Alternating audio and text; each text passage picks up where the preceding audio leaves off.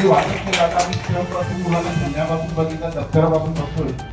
साहेब तुमचा सगळ्यांचा मी धन्यवाद आभारी म्हणतो, कारण असं काम महत्वाचं आम्हीही करतो. आम्ही दर वर्षी मी एक 15 ते 20 शाळेचा वया वाटपाचा प्रोग्राम असे आमचे सुद्धा आपण सामाजिक कामं चालू असतात. परंतु तुम्ही एकदम चांगल्या पद्धतीत तुम्ही मुलांना वर्षभर काही घ्यावं लागणार नाही असं तुम्ही त्याची साहित्य शिकून आलेला आहात. आणि जिल्हा परिषद ती घडली, आपण जिल्हा परिषद घडून आता आपण एवढे मोठे झालो. आता आम्ही ऐकलं कोणी IAS झालेले EPS हे सगळे झाले, तुम्ही आज लोक इथं विकास होऊन वाटून कार्यक्रम करता.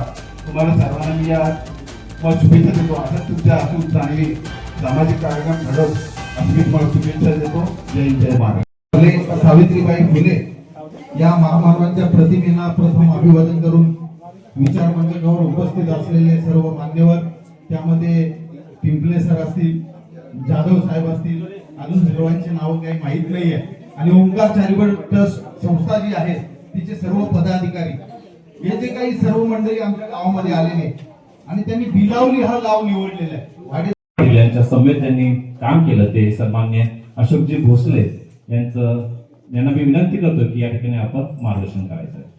ओंकार चॅरिटेबल ट्रस्ट माध्यमातून या ठिकाणी आलो आहोत. तर ओंकार चॅरिटेबल ट्रस्ट आमच्या अध्यक्षांनी मगाशी सांगितलं की आमचा हा मॉर्निंग वॉकचा ग्रुप असतो. मॉर्निंग सकाळी आपल्या तब्येतीची काळजी घेण्यासाठी एक आपल्याला एक्सरसाइज कवायत व्हावी या उद्देशाने आमचा हा मॉर्निंग वॉक ग्रुप होता.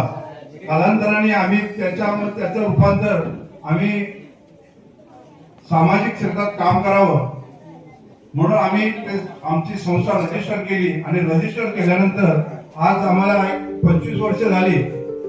25 वर्ष आम्ही वेगवेगळ्या भागात जाऊन आमच्या माध्यमातून आमच्या सर्वांच्या सहकार्यामुळे जे सहकार्य आहे त्याच्यामध्ये काही सहकार्य काही कामानिमित्त आले नाही. त्या सहकार्यामुळे आम्हाला असं शक्य झालं की प्रत्येक वर्षी प्रत्येक गावात जाऊन आम्ही या कामिकला त्या मुलांना शालेय वस्तू उपयोगी वस्तू आहेत अशा आम्ही देत असतो. या वर्षी आम्हाला म्हणजे आता वेळ आली तर मला माझे सहकारी माझे अध्यक्ष जे आमची सगळी टीम आहे ते म्हटले की बघा भोसले साहेब तुम्हाला कुठे कोण तुझ्या ओळखीचे कुठे आता या गावामध्ये कुठे जायचं, तर मी सर म्हटलं ठीक आहे आपण करू ना.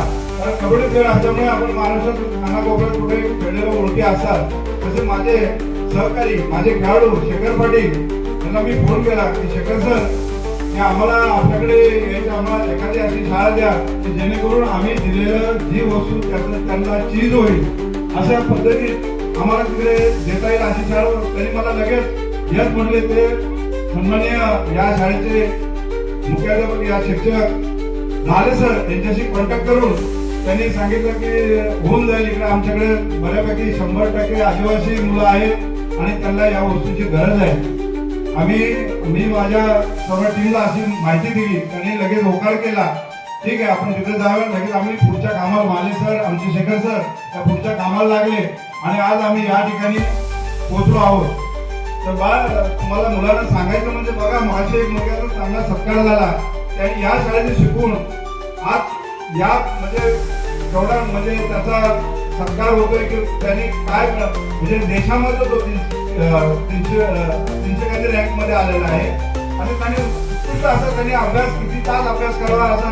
तसंच आता तुम्ही लहान आहात, तुमच्यातूनच सुद्धा एखादा चांगला पोलीस अधिकारी होईल, आयकर अधिकारी होईल, अजून पुढे जाईल, अजून कोणत्या पदावर जाईल. बरेच शैक्षणिक अशा सुविधा आहेत, त्या सुविधेचा लाभ मिळेल आणि तुमच्यातून एखादा मुलं चांगल्या हुद्द्यावर जाऊ शकतो.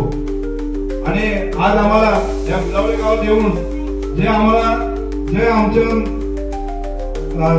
चीज होईल असं आपण आमचा सन्मान केला. सगळं काय व्यवस्थित आम्हाला इथे सन्मान केला त्याबद्दल मी आपल्या सर्व या ग्रामस्थ या शाळेचे शिक्षक वर्ग इकडचे पदाधिकारी आणि यांचा मी यथोचित मी त्यांचा आभार मानतो.